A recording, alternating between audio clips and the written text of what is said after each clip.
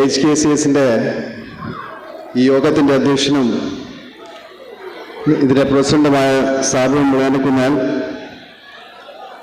And his executive team, അതേപോലെ സാബുവിൻ്റെ ക്ഷണം സ്വീകരിച്ച് ഇവിടെ വന്ന ഡോക്ടർ ഫെബി എബ്രഹാം, അതോടൊപ്പം നമ്മുടെ സഭയുടെ മുത്തായിട്ടുള്ള മുത്തോളത്തച്ഛൻ, അതോടൊപ്പം federation of Malayalees in Americas എന്ന അലങ്കാരത്തിൽ നമ്മുടെ അസൂയ അലങ്കാരമായ ബേബിച്ചേട്ടൻ, അതോടൊപ്പം sisters in Christ, respected priest, elders, dear friends and youngsters.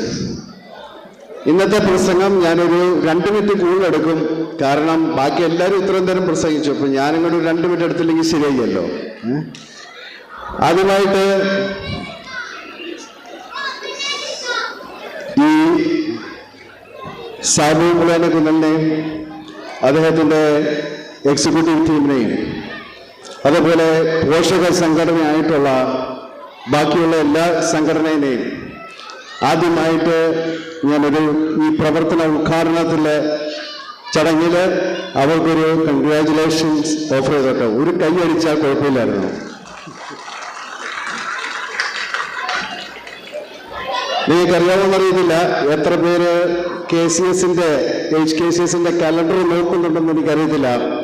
Calendar നോക്കിക്കഴിഞ്ഞാൽ സാബു മുളയനക്കുഞ്ഞൽ ഇതിൻ്റെ 30ാമത്തെ പ്രസിഡന്റായി, അതും യുനാനിമസ്ലി ഇലക്ഷനില്ലാതെ തിരഞ്ഞെടുക്കപ്പെട്ടിരിക്കുകയാണ്. അത് സാബുവിന് അറിയാവുമെന്ന് എനിക്കറിയത്തില്ല. പക്ഷേ അദ്ദേഹം 30ാമത്തെ പ്രസിഡന്റായിട്ട് ഇന്നിവിടെ തിരഞ്ഞെടുത്തിരിക്കുകയാണ്. ഈ സമയത്ത് ഇവിടെ ഓപ്പണിംഗ് പ്രസംഗത്തിൽ ഞാൻ സ്റ്റേജിൽ ഇരുന്നപ്പം പറയുകയുണ്ടായി, സാബു ജനുവരി 1-ാം തീയതി തുടങ്ങി, അതിനുശേഷം ഏകദേശം 50 ദിവസം കടന്നു. ഈ 50 ദിവസം കടന്നതിൽ ഒരു 50 കാര്യത്തോളം അദ്ദേഹം ചെയ്തു എന്ന് പറഞ്ഞപ്പം ഇവിടെ ഇരിക്കുന്ന ഫോർമർ പ്രസിഡന്റുമാരൊക്കെ ഒന്ന് ഞെട്ടി. കാരണം വേറൊന്നുമല്ല, അവര് 20 പ്രോഗ്രാം അല്ലെ 30 പ്രോഗ്രാമൊക്കെ ഉള്ളൂ അവരെ കൊണ്ട് ചെയ്യാൻ പറ്റിയിട്ടുള്ളത്. സാബു ഓൾറെഡി 50 ദിവസം കൊണ്ട് 50 കാര്യം വരെ ചെയ്തിരിക്കുകയാണ്.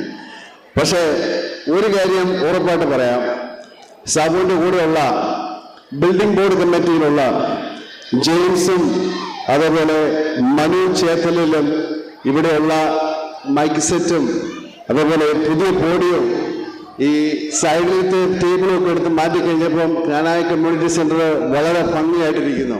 അതുകൊണ്ട് മനുവിനും ബിൽഡിംഗ് ബോർഡിനും ജെയിംസിനും ഒക്കെ ഒരു കൈയ്യടി നിങ്ങൾക്ക് കൊടുക്കാം. ഈ സമയത്ത് ഇതിന്റെ പാസ്റ്റിൽ പ്രവർത്തിച്ച 29 പ്രസിഡന്റുമാരെയും ഈ സമയത്ത് ഓർക്കുന്നു. കാരണം അവർ ഈ സമുദായത്തിനെ യാതൊരു പോറലുമില്ലാതെ ഇത്രയും നാളും നല്ല ഭംഗിയാക്കി നോക്കിയതിന് അവർക്കും നിങ്ങൾക്ക് ബുദ്ധിമുട്ടില്ലെങ്കിൽ ഒരു കയ്യടി കൊടുക്കുക.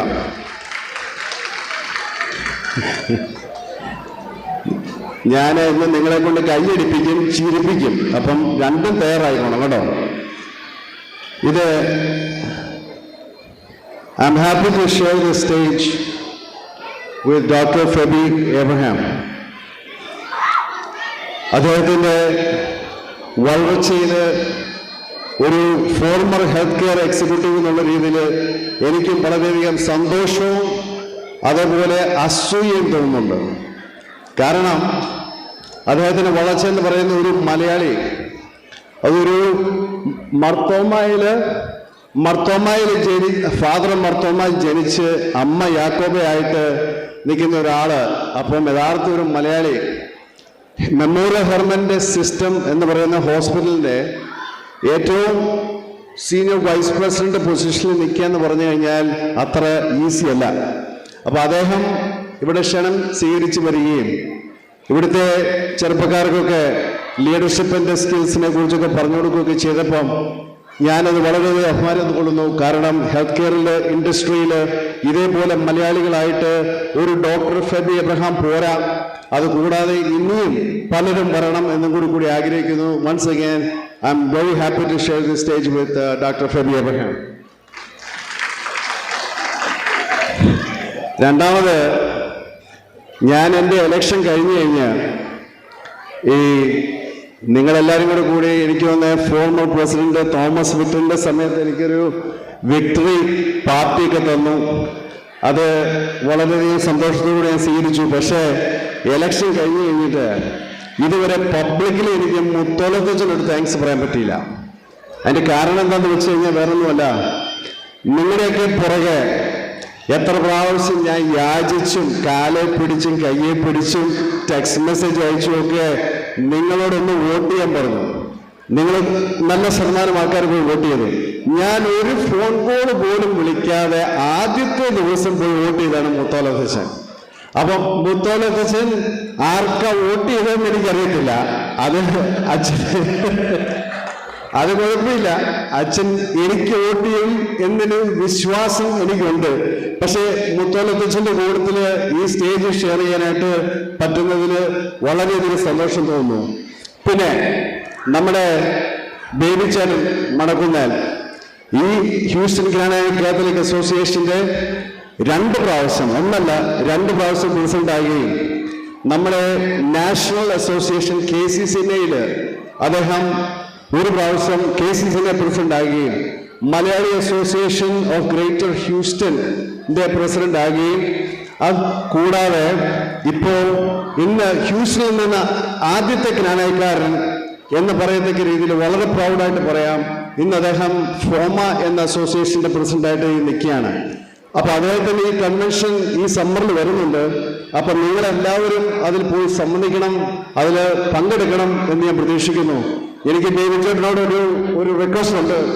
വേറൊന്നുമല്ല, ബേബി ചേട്ടൻ ഇത്രയും സ്ഥാനമാനങ്ങൾ അലങ്കരിക്കുമ്പം ഒരിക്കലും ഞാൻ ഇറങ്ങാതെ മേയറായിട്ട് റൺ ചെയ്യരുത്.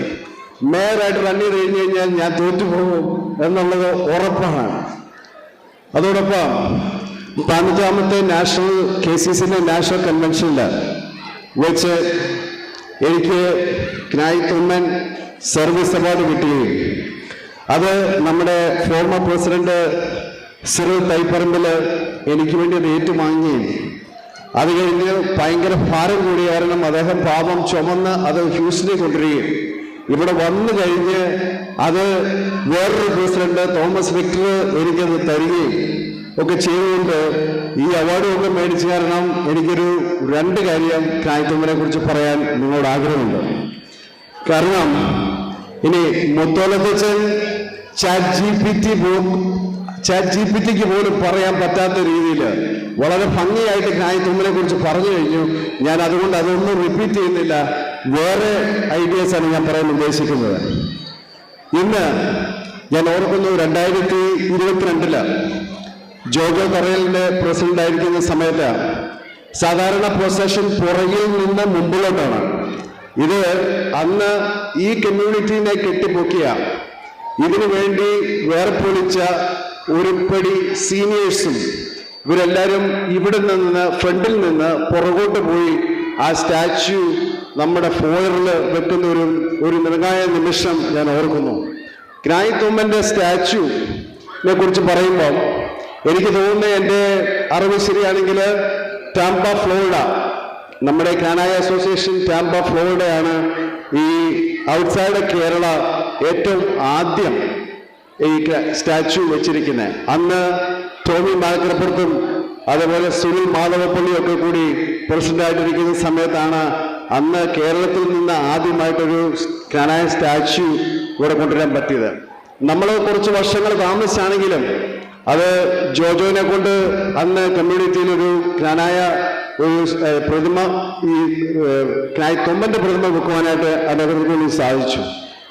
ഞാൻ ഇത് പ്രത്യേകിച്ച് പറയാൻ കാരണം, ഇന്ന് ബ്ലാക്ക് ഹിസ്റ്ററി മന്ത് സെലിബ്രേഷൻ 100 വർഷം കഴിഞ്ഞിരിക്കുകയാണ്. ഞാൻ ഇവിടുന്ന് അതിൻ്റെ ഒരു പ്രസംഗത്തിലേക്ക് പോകാനായിട്ട് എനിക്ക് ഇൻവിറ്റേഷൻ കിട്ടിയിട്ടുണ്ട്. പക്ഷേ ക്നായിത്തുമ്മനെ കുറിച്ച് ഓർക്കുമ്പോൾ ചരിത്രത്തിൽ മാർട്ടിൻ ലൂതർ കിങ്ങോ അല്ലെങ്കിൽ മഹാത്മാഗാന്ധിയോ അല്ലെങ്കിൽ നെൽസൺ മണ്ടേല പോലെ നമുക്ക് പറയാനായിട്ട് വെളിയിൽ ആരും പറയാറില്ല. പക്ഷെ നമ്മുടെ സമുദായത്തിനെ സംബന്ധിച്ച് നോക്കുമ്പോൾ ക്നായിത്തുമ്മൻ എന്ന് പറയുന്നത് നമുക്ക് വളരെ ബഹുമതിയുള്ളൊരു വ്യക്തിയാണ്. Even though our future, നമ്മുടെ complete future exists because someone at a defining moment in history decided that unity over division and fear over faith and responsibility over convenience എന്നുള്ളൊരു സ്റ്റൈല് അദ്ദേഹം അതിൽ കൊണ്ടുവരികയും ഒക്കെ ചെയ്തു.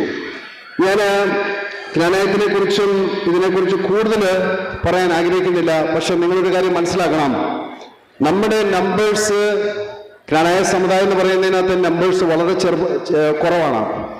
ഈ കുറവാണെങ്കിലും നമ്മുടെ journey as a Knanaites it is more complex and our purpose remains clear.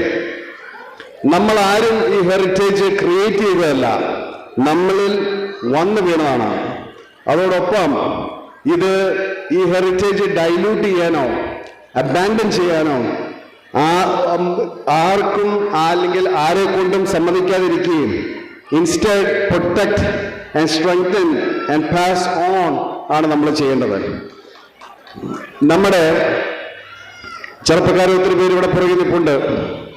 അവരൊരു കാര്യം മനസ്സിലാക്കണം, ഈ ജ്ഞാനായ സമുദായം എന്ന് പറയുന്നത് അത് പ്രായം ചെന്നവര്, സീനിയേഴ്സ് ആയിട്ടിരിക്കുന്ന എൽഡേഴ്സ്, അവരെ കൊണ്ട് ചെയ്യാൻ പറ്റിയത് ചെയ്തു.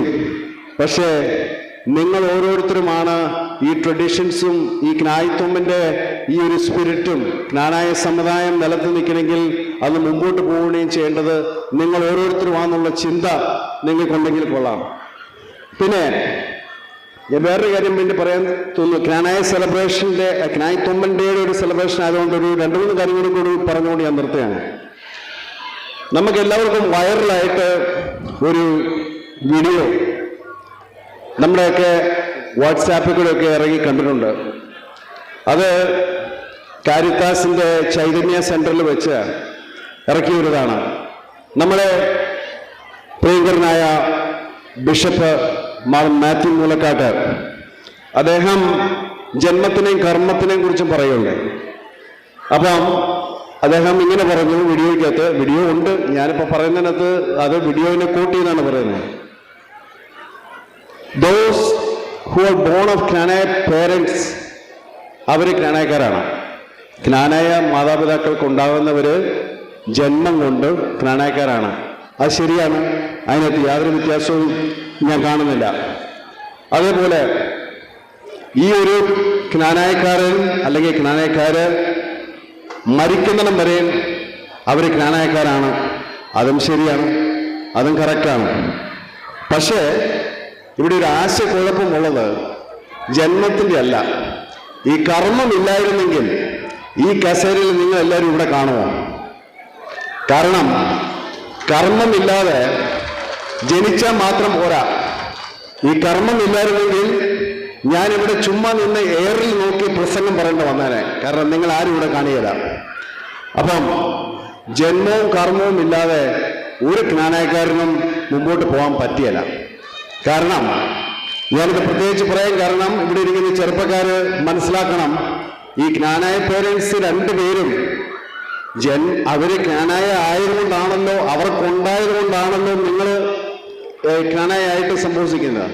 അപ്പോൾ നമ്മളൊരു കാര്യം മനസ്സിലാക്കേണ്ടത്, ജ്ഞാനായ എന്ന് പറയുന്നത് ജന്മം കൊണ്ടും കർമ്മം കൊണ്ടും മാത്രമേ ഉള്ളൂ നിലനിൽക്കാൻ പറ്റത്തുള്ളൂ. ഇനി നമുക്കെല്ലാവർക്കും അറിയാം, ഞാനോ നിങ്ങളോ ആരും ജ്ഞാനായ ജ്ഞാനമുള്ളതൊന്നും പഠിച്ചിട്ടില്ല. മുത്തോളിപ്പച്ചൻ്റെയോ അല്ലെങ്കിൽ ഇവിടെ ഇരിക്കുന്ന അച്ഛന്മാരുടെ അത്രയും സ്കോളറൊന്നുമല്ല. പക്ഷേ നമുക്ക് എല്ലാവർക്കും അറിയാവുന്ന ഒരു ലോ ഉണ്ട്, അതിന് പറയുന്നതാണ് common sense law. Common sense law അനുസരിച്ച് ഞാൻ പറയുന്നത് നിങ്ങൾക്കറിയാം, ഇത് ജനനം കൊണ്ടും കർമ്മം കൊണ്ടും മാത്രമേ ഉള്ളൂ ജ്ഞാനായക്കാരനാകാൻ പറ്റത്തുള്ളൂ. ഇതിനകത്തൊരു ചെറിയൊരു കഥയുണ്ട് ഈ ജ്ഞാനായത്തിനെ കുറിച്ച് പറയുമ്പോൾ. ഒരു സാബു, ഞാൻ അധികം സമയം എടുക്കുന്നില്ല, പെട്ടെന്ന് നിർത്തുക. ഇത് പറയാതിരിക്കാൻ പറ്റില്ല, കാരണം ഇപ്പൊ പറഞ്ഞില്ലെങ്കിൽ അതിന് പിന്നെ ഇത് കിട്ടിയല്ല. ഒരു രാജ്യത്ത് ഒരു കാട്ടില് ഒരു കഴുതയും അതേപോലെ ഒരു കടുവായും തമ്മിൽ തർക്കിച്ചു. കഴുത പറഞ്ഞു പുല്ല് നീല കളറാണ്, കടുവ പറഞ്ഞല്ല, അത് പച്ച കളറാണ്. തർക്കം മൂത്ത് ആ കാട്ടിലത്തെ രാജാവിൻ്റെ അടുത്ത് സിംഹത്തിൻ്റെ അടുത്ത് ചെന്ന് രണ്ടുപേരും കാര്യം പറഞ്ഞു കഴിഞ്ഞപ്പോൾ സിംഹം പറഞ്ഞു കഴുതയോട്, നീ കറക്റ്റാണ്. കഴുത ചാടി തുള്ളി വിട്ടുപോയി. ഇത് കഴിഞ്ഞ് ഈ കടുവയ്ക്കൊരു ശിക്ഷയും കൂടി കൊടുത്തു. 10 വർഷത്തേക്കിന് ഈ കാട്ടിൽ നിൽക്കാൻ പറ്റില്ല, ഇവിടുന്ന് മാറിപ്പോകണം. അപ്പം വളരെ വിഷമത്തോടും വളരെ ആവേശത്തോടും കൂടി ഈ കടുവ സിംഹത്തിനോട് ചോദിച്ചു, അല്ല സിംഹമേ, സിംഹത്തിനറിയാം, എനിക്കും അറിയാം നമ്മുടെ പുല്ല് പച്ച കളറാണ്. അപ്പോൾ സിംഹം തിരിച്ചു പറഞ്ഞ മറുപടി ഇതാണ്, only A bigger full will argue with a full. ഞാൻ പറഞ്ഞു വന്നത്, നമ്മൾ ഈ ജന്മത്തിൻ്റെയും കർമ്മത്തിൻ്റെ ഒക്കെ കാര്യം പറഞ്ഞ് വളച്ചൊടിക്കുമ്പം നിങ്ങൾ മനസ്സിലാക്കേണ്ടത് ഈ ജന്മം കൊണ്ടും കർമ്മം കൊണ്ടും ഉള്ളതുകൊണ്ട് മാത്രമാണ് നിങ്ങൾ ജ്ഞാനായക്കാരായിട്ട് ഇന്ന് ഇവിടെ നിലനിൽക്കുന്നത്. ഒരു കാര്യം കൂടി ഞാൻ പറയാൻ ആഗ്രഹിക്കുന്നു. ഈയിടെ ജ്ഞാനായ ശബ്ദം എന്ന് പറഞ്ഞതിനകത്ത് ഒരു വീഡിയോ നമ്മുടെ ഇവിടെ ഇറങ്ങി. ആ വീഡിയോ ഇറങ്ങി കഴിഞ്ഞു കഴിഞ്ഞപ്പം ആ വീഡിയോയിൽ ഉണ്ടായിരുന്ന ഒരു കാര്യം ഞാൻ ശ്രദ്ധിച്ചു. അത് വേറെ ആരുമല്ല, നമ്മുടെയൊക്കെ പ്രിയപ്പെട്ട മുത്തോലത്തച്ഛൻ തന്നെയാണത് വീഡിയോയ്ക്കകത്ത് പറഞ്ഞത്. ഞാൻ ആദ്യം വിചാരിച്ചത് AI ജനറേറ്റഡ് വീഡിയോ ആണോ എന്ന്. കാരണം ഇപ്പം അങ്ങനെയാണല്ലോ, എല്ലാം AI ജനറേറ്റഡ് വീഡിയോ ആണ് ക്രിയേറ്റ് ചെയ്യുന്നത്. അപ്പം മുത്തോലത്തച്ഛനകത്ത് വളരെയധികം ഇപ്പം ജ്ഞാനായ കൊമ്പൻ്റെ ഡേ ആയതുകൊണ്ട് കേട്ടോ ഞാനിതൊക്കെ പറയുന്നത്, അല്ല വേറെ ഒന്നും തോന്നരുത്. അപ്പം റോം ഈസ് എഗെയിൻസ്റ്റ് നമ്മുടെ ഈ ഒരു സംശിഷ്ട വിവാഹം അല്ലെങ്കിൽ ആ രീതിയിലുള്ള റോം എഗെയിൻസ്റ്റ് ആണെന്ന് പറഞ്ഞു. പിന്നെ പറയുന്നു നമ്മുടെ ആൾക്കാരൊന്നും ഇതിന് പ്രിപ്പയർഡ് അല്ല. ഈ പ്രിപ്പയർഡ്നെസ് അല്ലെങ്കിൽ മെന്റലി പ്രിപ്പയർഡായി നമ്മളിത് കണ്ടിന്യൂ ചെയ്യുമ്പം കുറച്ച് പാസീവ് ഗൈഡൻസ് ഒക്കെ വെച്ച് ഇത് കുറച്ച് കഴിഞ്ഞ് കഴിയുമ്പം കോട്ടയം അരമന പോലെ തന്നെ ഇപ്പോൾ പോകുന്നു. ഇത് കുറെ കഴിഞ്ഞ് കഴിയുമ്പോൾ അമേരിക്കയിലും UK യിലും ഓസ്ട്രേലിയയിലും ബാക്കി ഔട്ട്സൈഡ് കേരള എല്ലായിടത്തും ഇത് വലിയ കുഴപ്പമില്ലാതെ ഇങ്ങനെ അങ്ങ് പോകും. അപ്പം നിങ്ങൾ ഓരോരുത്തരും ചിന്തിക്കേണ്ടത്, നിങ്ങൾ മെന്റലി പ്രിപ്പയർ ആയിട്ടിരിക്കുക. കാരണം അത് ഇതിങ്ങനെ കമ്പി വളയ്ക്കുന്ന പോലെ ശകലം തീ ഇട്ട് കൊടുത്താൽ ഈ കമ്പി തന്നെത്താനെ വളയും, അല്ലാതെ ചുമ്മാ വളയുകയല്ല. അപ്പൊ അത് മനസ്സിലാക്കണം. 1911 മാക്കി പിതാവ് നമുക്ക് മേടിച്ചു തന്ന ജൂറിഡിക്ഷൻ, അത് അദ്ദേഹം 13 വർഷമേ ഉള്ളൂ പിതാവായിട്ടിരിക്കാൻ പറ്റുള്ളൂ. അതിന് 3 വർഷം മാത്രമേ ഉള്ളൂ നമ്മുടെ ജൂറിഡിക്ഷൻ കിട്ടിയതിന് ശേഷം ഇരിക്കാൻ പറ്റത്തില്ല. നിങ്ങൾ ആലോചിച്ച് നോക്കുക, ഇന്ന് പറയുന്ന കാര്യങ്ങൾ നമ്മൾ ഇന്ന് മാക്കി പിതാവ് ഈ സ്റ്റേജിൽ ഞാനിരിക്കുന്ന MD ആയിട്ടിരിക്കുന്ന ഒരു കസേര വന്ന് ഇരിക്കുകയാണെങ്കിൽ മാക്കി പിതാവ് എന്ത് വിചാരിക്കുമെന്ന് നിങ്ങളൊന്ന് ആലോചിച്ച് നോക്കുക. ഇന്ന് നമ്മുടെ ഈ സമുദായം പോകുന്നതിനെ കുറിച്ച്. അന്ന് അദ്ദേഹം കഷ്ടപ്പെട്ട് അവിടെ റോമിൽ പോയി കാലെ പിടിച്ചും കയ്യെ പിടിച്ചും ഉണ്ടാക്കിയെടുത്ത ഒരു സമുദായമാണെന്നുള്ള ഓർമ്മ നിങ്ങൾക്കുണ്ടെങ്കിൽ കൊള്ളാം. കാരണം 1915 മുതൽ 2026 വരെ 115 വർഷം. ഈ വർഷം 115ാമത്തെ വർഷമായി നമ്മുടെ കോട്ടയം രൂപത നമുക്ക് സാക്ഷാത്കാരമായിട്ട് അരമന ഇവിടെ വന്നിട്ട്. അപ്പൊ അതിനെക്കുറിച്ച് നിങ്ങൾ ആലോചിക്കുക. പിന്നെ ഇനി ബാക്കിയുള്ളതൊക്കെ 16ാമത്തെ കൺവെൻഷനിൽ ജോജോ തറയിലൊക്കെ എന്നെ വിളിക്കുകയാണെങ്കിൽ ഞാൻ ബാക്കി അവിടെ വെച്ച് പറയാം. ഇനി HKCസിന്റെ 1991 ഈ HKCs രൂപീകരണം കൊണ്ടെന്നാണ് ഞാൻ മനസ്സിലാക്കുന്നത്. 1994 ജെയിംസ് തച്ചേട്ട് പ്രസിഡന്റായിരിക്കുന്ന സമയത്ത് മിസൂറി സിറ്റിയിൽ ആർക്കും വേണ്ടാതെ കിടന്ന, ഒരു സോണിങ്ങും ഇല്ലാതെ കിടന്ന ഈ ഒരു ലാൻഡ് അന്ന് ഇവിടെ അന്ന് സെർവ് ചെയ്തിരുന്ന കുറെ പാവപ്പെട്ടവര് ഇത് മേടിക്കുകയും, അന്നും തർക്കങ്ങൾ ഉണ്ടായിരുന്നു. കാരണം ആർക്കും ഇഷ്ടമില്ല ഈ റെക്ടാങ്കിൾ പോലെ കിടക്കുന്ന പ്രോപ്പർട്ടി. അന്നും പ്രോപ്പർട്ടി മേടിക്കുകയും, എനിക്കറിയാം ഇവിടെ പലരുണ്ട്, നമ്മുടെ അവറാച്ചൻ പറയങ്കാലായൻ, അതേപോലെ ഫ്രാൻസിസ് വഞ്ചിപ്പറിക്കൽ, ജോണി മക്കോര, പിന്നെ കൈതമറ്റത്തിൽ ബേബിച്ചേട്ടൻ, നമ്മുടെ വെട്ടിക്കൽ ഫാമിലി, അങ്ങനെ കൈതമറ്റത്തിൽ ഫാമിലി, അങ്ങനെ എടുത്തു കഴിഞ്ഞാൽ ഇല്ലിക്കട്ട് ഫാമിലി, ഒത്തിരി ഫാമിലി എല്ലാവരും കൂടി ഈ ഒരു കമ്മ്യൂണിറ്റി സെന്റർ ഇന്ന് പണിതെടുത്തു. ഇതിന്റെ ഇനാഗുറേഷൻ 2003 23 വർഷം കഴിഞ്ഞ് നിൽക്കുകയാണ്.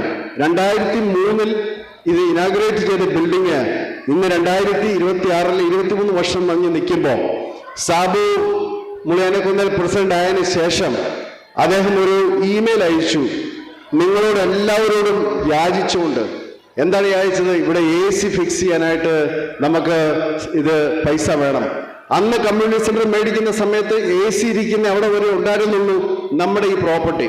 അതിനുശേഷം ഇവിടെ ഇരിക്കുന്ന ബേബി മണക്കുന്നേലിന്റെ ലീഡർഷിപ്പിൽ ആണ് ക്നാനായ ഹോംസിന്റെ സ്ഥലവും അതുകൂടാതെ ഇന്ന് നമുക്ക് ഇവിടെ പാർക്കിംഗ് സ്പോട്ട് കൊടുത്തിരിക്കുന്നത് മേടിച്ചിരിക്കുന്നത് ബേബി ചേട്ടന്റെ സമയത്താണ്. ഇതെല്ലാം വെച്ചതിന് ശേഷം നമുക്ക് ഇന്ന് ഈ കമ്മ്യൂണിറ്റി സെന്ററിന്റെ AC ഫിക്സ് ചെയ്യാനായിട്ട് നമ്മളെ കൊണ്ട് പറ്റുന്നില്ല. നിങ്ങളൊരു കാര്യം മനസ്സിലാക്കേണ്ടത്, ഇവിടെ ഇരിക്കുന്ന ചെറുപ്പക്കാര് മനസ്സിലാക്കേണ്ടത് ഒരേ ഒരു കാര്യമേ ഉള്ളൂ. ഈ പ്രായം ചെന്ന ഈ പാവപ്പെട്ടവര് ഈ കമ്മ്യൂണിറ്റി സെന്ററിന്റെ തെക്കും ഭാഗത്ത് അവരിപ്പോഴും അവിടെ നിൽപ്പുണ്ട്. അവർക്കും പിള്ളേരുണ്ടായിരുന്നു കോളേജിൽ പോകാൻ, അവർക്കും എക്സ്ക്യൂസുകൾ ഉണ്ടായിരുന്നു വേണമെങ്കിൽ ഈ കമ്മ്യൂണിറ്റി സെന്ററിന്റെ പൈസ കൊടുക്കാതിരിക്കാൻ. പക്ഷെ നമ്മൾ ഓരോരുത്തരും ചെറുപ്പക്കാർ ഇവിടെ വരുമ്പം വളരെ സന്തോഷമുണ്ട്, കാരണം നിങ്ങൾ വരണം. പക്ഷെ വരുന്നത് കൂടാതെ നമ്മൾ ഈ സമുദായത്തിനെയും സഭയെയും ഒക്കെ സപ്പോർട്ട് ചെയ്യുകയും കമ്മ്യൂണിറ്റി സെന്ററിന് കൊടുക്കാനുള്ള സപ്പോർട്ടുകൾ കൊടുക്കുകയും ചെയ്യുന്ന യങ്സ്റ്റേഴ്സ് ആയിരിക്കണം. അതുകൊണ്ട് ഞാൻ കൂടുതലൊന്നും പറയുന്നില്ല. ഞാൻ ഒരു കാര്യങ്ങളും പരസ്യമായിട്ട് കൊടുക്കാറില്ല, അത് പ്രൈവറ്റ് ആയിട്ട് കൊടുക്കുന്ന ഒരു വ്യക്തിയാണ്. എന്നെ സംബന്ധിച്ചിടത്തോളം എനിക്ക് ഗ്യാസ് സ്റ്റേഷനുകളോ അപ്പാർട്ട്മെന്റോ മീറ്റ് മാർക്കറ്റോ കള്ളുകടയോ ഒന്നുമില്ല. സാധാരണ ഒരു മേയർ എന്നുള്ള രീതിയിൽ ജോലി ചെയ്ത് പോകുന്ന ഒരു വ്യക്തിയാണ്. പക്ഷേ ഞാൻ സാബുവിന് പോലും അറിയത്തില്ല, ഈ ഒരു യാചനയോടുകൂടി ഈ AC ഫിക്സ് ചെയ്യുമെന്ന് പറഞ്ഞു. എനിക്കും പിള്ളേര് കോളേജിൽ പഠിക്കുന്നുണ്ട്, അവർക്കും എനിക്കും ബുദ്ധിമുട്ടുകളുണ്ട്. പക്ഷേ ഇവിടെ ഞാനൊരു അദ്ദേഹത്തിനൊരു ചെക്ക് കൊടുത്തുകൊണ്ട് ഈ ഒരു പ്രഖ്യാപനം തുടങ്ങുകയാണ്. നിങ്ങളും കൂടി ഇതിനു വേണ്ടി എന്തെങ്കിലും സഹായിച്ച് അധികം താമസിക്കാതെ ഈ കമ്മ്യൂണിറ്റി സെന്റർ നമ്മുടെ പാവപ്പെട്ട പ്രായം ചെന്നവരോട് പൈസ ചോദിക്കാതെ നിങ്ങൾ ഓരോരുത്തരും ഇരിക്കുന്നവരത് കൊടുത്തിട്ട് പോകണം. ഇതിന്റെ ഫോട്ടോകളും ഒന്നും എടുക്കുന്നില്ല. പിന്നെ ഇത് ചെക്കാണെന്ന് ഞാനിപ്പോൾ കാണിക്കാൻ കാരണം ഇപ്പം നമുക്കറിയാമല്ലോ, ഇപ്പം ഓരോരുത്തർക്കൊക്കെ ചെന്ന് കഴിയുമ്പോൾ ഫേക്ക് നോട്ട് ഇടുന്നുണ്ടൊക്കെ പറഞ്ഞു. നാളെ നിങ്ങൾ പറയരുത് മേയർ ഫേക്ക് നോട്ട് ഇട്ടേച്ച് പോയെന്ന്. അപ്പൊ അത് അവോയ്ഡ് ചെയ്യാതിരിക്കാൻ വേണ്ടിയിട്ടാണ് ഞാനൊരു ചെക്ക് വെച്ചിരിക്കുന്നത്. ഇനി ഒരിക്കൽ കൂടി സാബുവിന്റെ എൻറ്റയർ എക്സിക്യൂട്ടീവ് ടീമിനും ഈ ഒരു വർഷത്തെ പ്രവർത്തന ഉദ്ഘാടനത്തിനും അതോടൊപ്പം ഈ ഒരു വർഷം സാബുവിന്റെ കൂടെ ഞാനും കാണും, നിങ്ങൾ ഓരോരുത്തരും കാണും എന്നുള്ള ഇത് പറയുകയും ആ സമയത്ത് ക്നാനായി തോമിനെ ഉള്ള ആ ഒരു ആചരിക്കുന്ന ഇന്നത്തെ ദിവസം അദ്ദേഹം നമുക്ക് വേണ്ടി ത്യാഗം ചെയ്ത കാര്യങ്ങൾ പറയുകയും അത് പിള്ളേരെ പഠിപ്പിച്ചു കൊടുക്കാനും ശ്രദ്ധിക്കുകയും നിങ്ങൾ ഓരോരുത്തർ ചെയ്താൽ 100 അല്ല 115 അല്ല 2000 കൊല്ലം മുമ്പോട്ട് പോയാലും ഞാൻ മാറിയാലും മുത്തോളത്തച്ഛൻ ഈ പള്ളിയിൽ നിന്ന് മാറിയാലും അത് ബിഷപ്പ് മാറിയാലും ക്നാനായ സമുദായം അന്നും എന്നും ഇവിടെ നിന്നിരിക്കും എന്ന് പറഞ്ഞുകൊണ്ട് ഞാൻ നിർത്തുന്നു. ജയ് ക്നാ.